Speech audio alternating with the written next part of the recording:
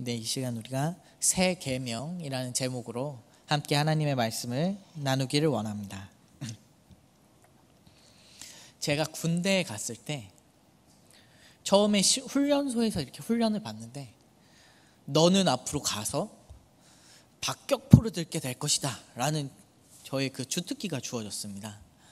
박격포 하면 이렇게 큰 무기를 한 20kg, 30kg 되는 걸 늘 메고 다녀야 되는 거니까, 나 어떡하지? 가면 큰일 났네. 고민을 한참 하면서 이제 있다가 자대에 배치받게 되었습니다. 걱정이 되면서 거기를 갔는데, 이상하게 이렇게 박격포 맨 사람들은 없고 그냥 총 들고 다니는 사람만 있는 거예요. 뭐지? 나 혼자 드는 건가? 이러면서 고민하면서 갔는데, 그쪽에 있는 중대장님이 저한테 이렇게 얘기를 해주셨습니다. 원래 여기는 45mm 박격포 드는 거라고 얘기가 나왔는데 그거 신경 쓰지 마라. 너가 이제부터 들 총은 K3 기관총이다. 그래서 저는 그때부터 K3 기관총을 들게 되었습니다. 처음에 제가 훈련소에서 얘기 들었을 때는 45mm 박격포라는 아주 큰 무기를 들어야 되는 저에게 명령이 떨어졌지만, 제가 자대에 들어가는 순간 저에게는 K3 기관총이라는 또 다른 총이 들려지게 되면서 저의 삶은 순식간에 박격포병에서 기관총 사수로 변하게 되었습니다. 그래서 저는 군대 2년 동안 그 기관총을 들고 다녔고요. 지금도 자다 보면 가끔 그 기관총 총 쏘던 생각이 나곤 합니다. 저에게 그렇게 새로운 질서, 새로운 명령이 내려졌던 것처럼 오늘 예수님께서도 제자들에게 새로운 명령을 주시려고 하고 있습니다. 어떻게 하는 것이 이 계명을 지키는 것인지, 어떻게 하는 것이 이 계명을 하나님 뜻대로 하는 것인지, 과연 이 계명이 무엇인지 우리가 한번 같이 생각해 보았으면 좋겠습니다. 오늘 본문에서 예수님의 상황을 잠깐 살펴보고 넘어갔으면 좋겠습니다. 지난주에 박정건 목사님이 설교하셨던 것처럼 예수님께서 성만찬을 하시던 날 제자들의 발을 하나하나 씻겨주셨습니다. 그런데 오늘 본문은 어떠냐? 그 발을 씻겨준 이후에 예수님께서 이야기합니다. 가룟 유다에게 너가 이제 할 일을 속히 하라 라고 이야기해 주시고, 가룟 유다가 예수님께서 주신 그 떡을 받고 밖으로 나가고 나서 직후의 이야기입니다. 예수님께서는 유다가 이렇게 나가자마자 제자들에게 이렇게 이야기하십니다. 그가 나간 후에 예수께서 이르시되 지금 인자가 영광을 받았고 하나님도 인자로 말미암아 영광을 받으셨도다. 유다가 나가고 나서 내가 영광을 받았고 하나님도 나로 인하여 영광을 받았다라고 이야기하십니다. 그런데 이 영광이 무슨 영광을 이야기하냐면 십자가의 영광을 말씀하고 계시는 것입니다.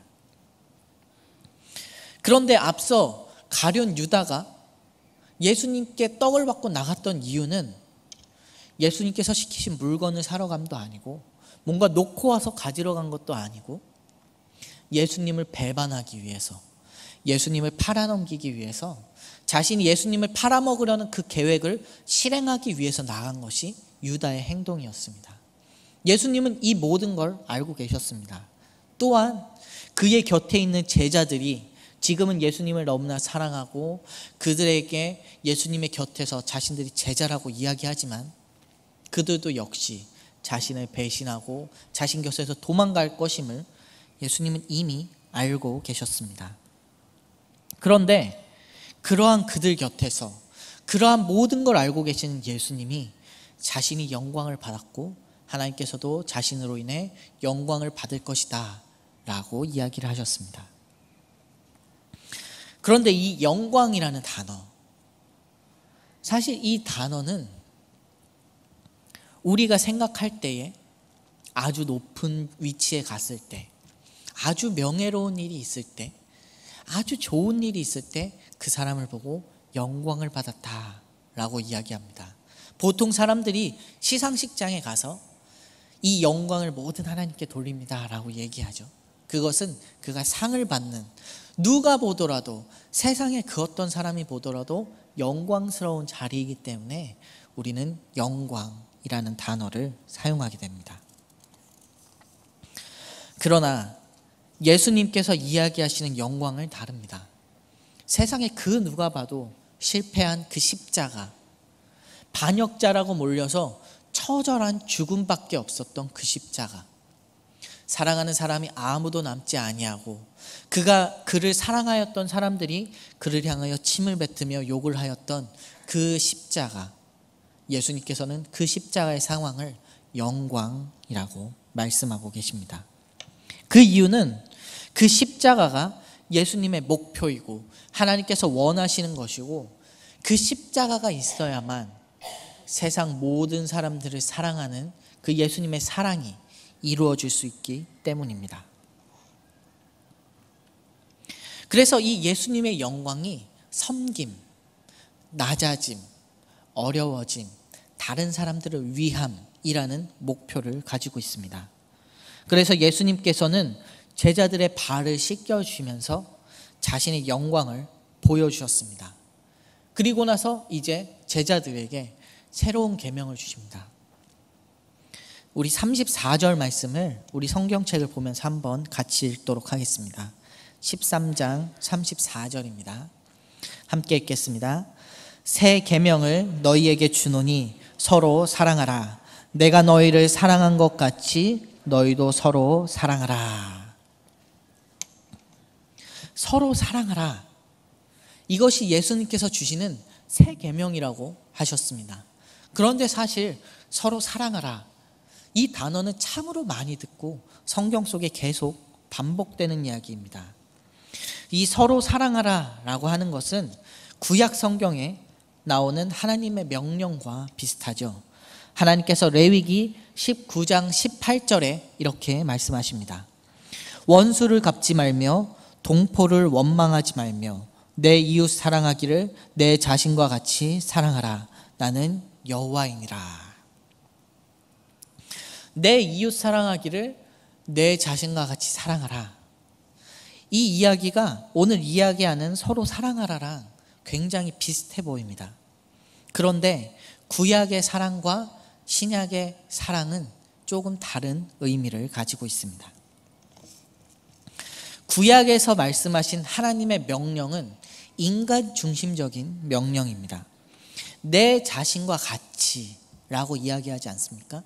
내 자신이라는 건 인간의 몸을 의미하죠. 내 자신과 같이 사랑하는 건 인간의 관점에서는 굉장히 위대한 것입니다. 그러나 하나님의 입장에서 보면 여전히 부족하고 여전히 불완전한 것이 내 자신과 같이 사랑하는 것입니다. 어떻습니까? 사람들은 자신의 몸을 매우 끔찍히 여기고 매우 중요하게 여기지만 때론 어떤 사람들은 자신의 몸을 소중하게 여기지 않고 그저 막 굴리는 사람들도 있고, 아픈지 어쩐지 신경 쓰지 않고 그저 막 사용하는 사람들도 있습니다. 그것처럼 모든 사람이 내 몸과 같이 사랑하라고 할 때 최고의 사랑을 나타낼 것 같지만 여전히 불완전한 면이 있는 것입니다.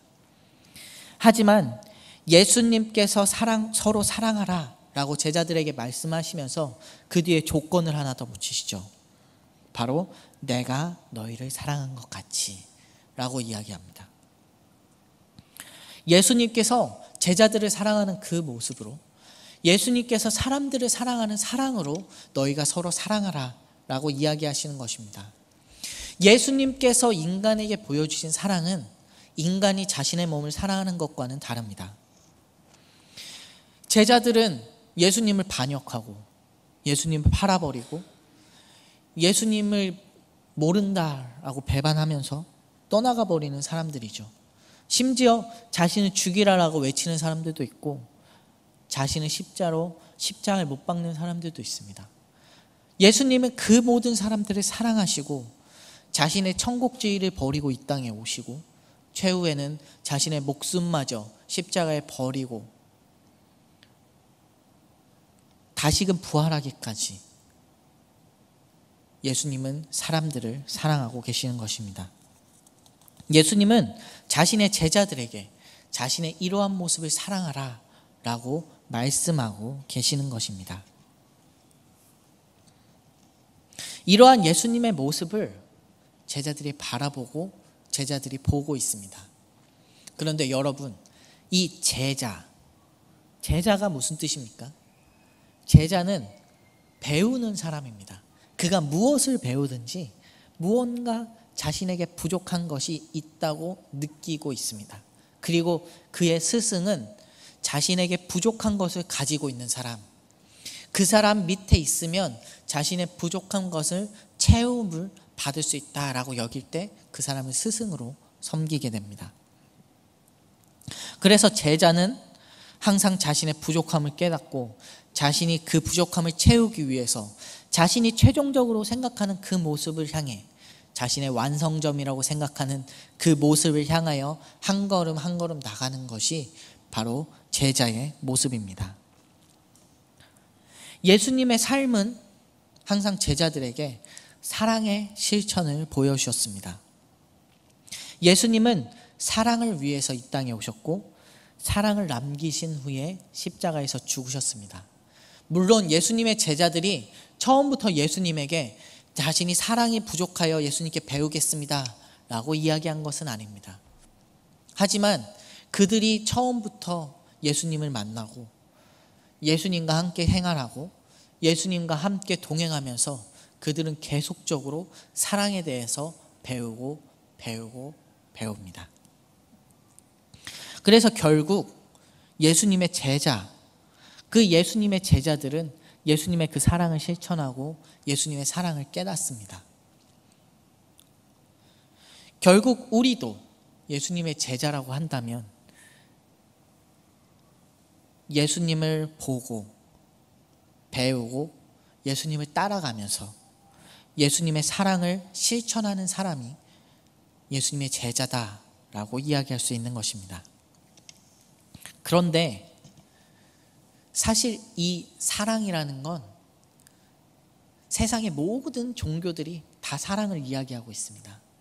그 어떤 종교든지 사랑을 하라고 이야기하고 자비를 베풀라라고 이야기하고 다른 사람들을 위해서 네 자신을 희생하라라고 이야기를 합니다. 그러나 다른 종교와 우리 기독교의 차이가 있다라면 다른 종교는 인간이 스스로 그 사랑을 찾아갑니다. 인간이 신에게 도달하기 위해서 자신의 사랑을 실천하고 자신이 옳다라고 여기는 범위 내에서 사랑을 실천합니다. 그러나 기독교는 다르죠. 신이 직접 이 땅에 내려와서 신이 원하는 기준의 사랑이 무엇인지를 우리에게 보여주십니다. 하나님께서 사람들을 사랑하시는 것이 얼마나 위대한지를 사람들에게 먼저 보여주시고 사람들이 그것을 따르라라고 이야기하는 것이 바로 우리의 종교, 우리의 기독교인 것입니다. 그렇기 때문에 우리는 사랑을 실천하기가 매우 쉽습니다.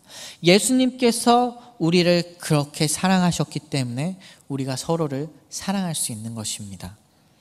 예수님께서 제자들의 발을 씻기시고 제자들을 위해서 죽으셨기 때문에 제자들은 그 예수님의 사랑을 쫓아갑니다. 우리는 예수님의 제자입니다. 예수님은 우리의 스승이 되십니다. 스승이 보여주신 그 예수님의 사랑을 우리가 쫓아갈 때에 우리는 예수님의 사랑을 실천하는 것, 예수님의 그 사랑을 다른 사람들에게 알리는 것, 그리고 예수님의 그 사랑을 우리의 삶에 녹여내는 것이 바로 제자로서 우리가 해야 될 일들이죠. 그런데 이 뒤에 요한복음 15장에 가면 예수님께서 동일한 이야기를 하십니다. 그런데 그곳에서는 부가적인 이야기가 같이 나옵니다. 우리 요한복음 15장 12절부터 14절을 우리 앞에 보면서 함께 읽도록 하겠습니다. 내 계명은 곧 내가 너희를 사랑한 것 같이 너희도 서로 사랑하라 하는 이것이니라. 사람이 친구를 위하여 자기 목숨을 버리면, 자, 넘겨주세요. 사람이 친구를 위하여 자기 목숨을 버리면 이보다 더 큰 사랑이 없나니 너희는 내가 명하는 대로 행하면 곧 나의 친구라. 여기에도 보면 내가 너희를 사랑한 것 같이 너희도 서로 사랑하라 라고 예수님의 계명을 읊어주십니다. 그리고 나서 이렇게 이야기하시죠. 사람이 친구를 위하여 자기 목숨을 버리면 이보다 더 큰 사랑이 없다. 예수님께서 말씀하시는 이 사랑은 친구가 친구를 위하여 자기의 목숨을 버리는 것입니다. 그런데 예수님께서 말하는 친구는 그 뒤에 보니까 너희는 내가 명하는 대로 행하면 곧 나의 친구라 라고 이야기하면서 그 말씀을 듣는 제자들이 자신의 친구임을 이야기합니다. 그리고 예수님께서는 그 친구인 자신의 제자들을 위하여 자신의 목숨을 버릴 것이다 라고 암시하고 있습니다. 그런데 제자들은 어떻게 됩니까? 예수님께서 그들을 위하여 죽으시고 예수님께서 다시 부활하시고 성령을 보내어 주셨을 때에 그들은 예수님의 사랑을 깨닫게 되었습니다. 그리고 예수님이 이후에 오신 성령님을 통하여 그들의 마음이 변화되고 그들도 역시 예수님의 명령을 따라 예수님을 위하여 복음을 위하여 자신의 일평생을 다 바치고 목숨을 바쳐 사랑을 나타내게 됩니다. 그들의 그러한 행동이 그들이 예수님의 제자임을 나타내는 모든 행동이 되었습니다. 오늘 말씀을 맺고자 합니다. 예수님께서는 마지막에 이렇게 말씀하셨습니다. 너희가 서로 사랑하면 이로써 모든 사람이 너희가 내 제자인 줄 알리라. 우리가 서로 사랑하게 되면 우리의 그 모습을 통하여 우리가 예수님의 제자인 줄 알게 됩니다. 예수님의 사랑을 실천하는 사람이야말로 예수님의 제자라고 칭함을 받을 수 있게 됩니다. 지금 우리 이곳에 나오신 우리 성도님들은 예수님의 제자입니까? 아니면 우리가 단순히 교회에 나오는 사람입니까? 우리가 단순히 교회에 나오는 사람이라면 그저 와서 예배드리고 돌아가면 끝입니다. 하지만 우리가 예수님의 제자가 되고자 한다면, 우리가 예수님의 제자로서 삶을 살아가야 한다고 생각한다면 우리는 예수님의 사랑을 실천해야 되고 그 실천을 통하여 예수님의 제자임을 우리의 삶 속에서 나타내야 할 것입니다. 이 사랑의 실천은 사실 쉬우면서도 어렵습니다. 사랑의 단계를 이야기해 본다면 가장 쉬운 건 나를 사랑하는 사람, 내가 사랑할 만한 사람을 사랑하는 것입니다. 그것이 가장 쉬운 사랑의 실천이죠. 그보다 조금 더 어려운 것은 나를 사랑하지 않는 사람을 사랑하는 것입니다.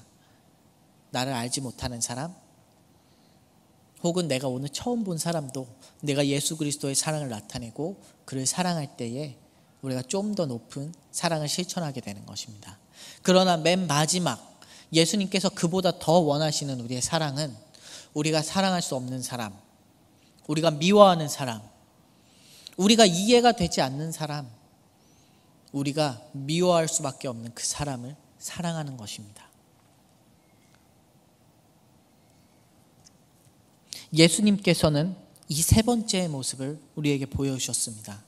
예수님을 배반하는 제자들을, 예수님을 손가락질하는 그 사람들을, 예수님을 십자가에 못 박았던 그 사람들을, 그리고 기독교인이라고 하면서도 매일같이 범죄하고 또 넘어지고 실패하는 우리들을, 그 모든 사람들을 위하여 십자가에 매달리고 죽으시고 다시 부활하셔서 우리에게 그 사랑을 보여주셨던 것입니다. 그러한 예수님의 모습을 기억하시면서 우리도 그 예수님의 사랑을 따라 실천해야 할 것입니다.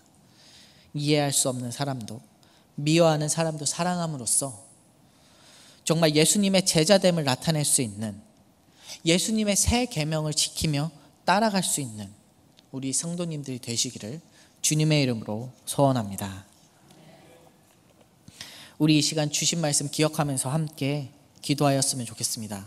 하나님 아버지, 우리가 예수님의 그 새 계명을 따르게 하여 주옵소서.